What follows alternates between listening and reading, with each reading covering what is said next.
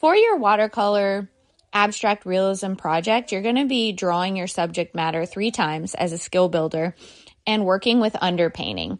So with underpainting, it really shows you that the color you put down first may not be the color that you want your object to be, but it helps you build up that true color in layers. So what color is an apple?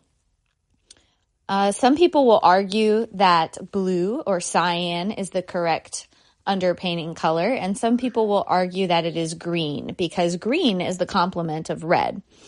Your first step is obviously going to be to draw your subject matter 3 times on a piece of paper. Then you're going to decide what 3 colors you want to use for your underpainting. For this example, on my 3 apples, I chose to use cyan for the shadows on one apple. I chose to use red for the underpainting of the shadows on the second apple, and I chose to use green for the underpainting on the third apple. I decided to use yellow for the highlights on all 3. Although I'm not requiring you to have a midtone, I would recommend adding a midtone as well to your object. I'm choosing to use kind of an orange for the midtones, yellow for the highlights, and then just a different color for the underpainting of the shaded areas.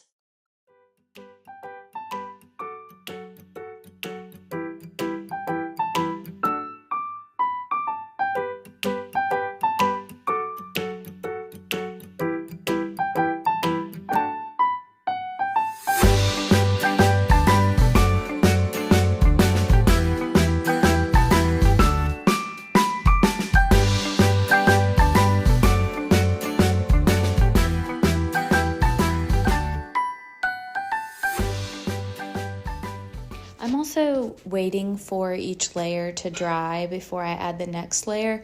So I'm doing a wet on dry technique versus a wet and wet technique. As I get into adding the midtones and these second and third layers, you'll see it kind of go through an ugly stage. I call it the ugly stage. I feel like every drawing or painting has to go through the ugly stage. This is where you want to persevere, you want to keep going and let it dry, work on other things, and then go back to it with those final layers, and it will really bring your subject matter to life. And I hope you enjoy.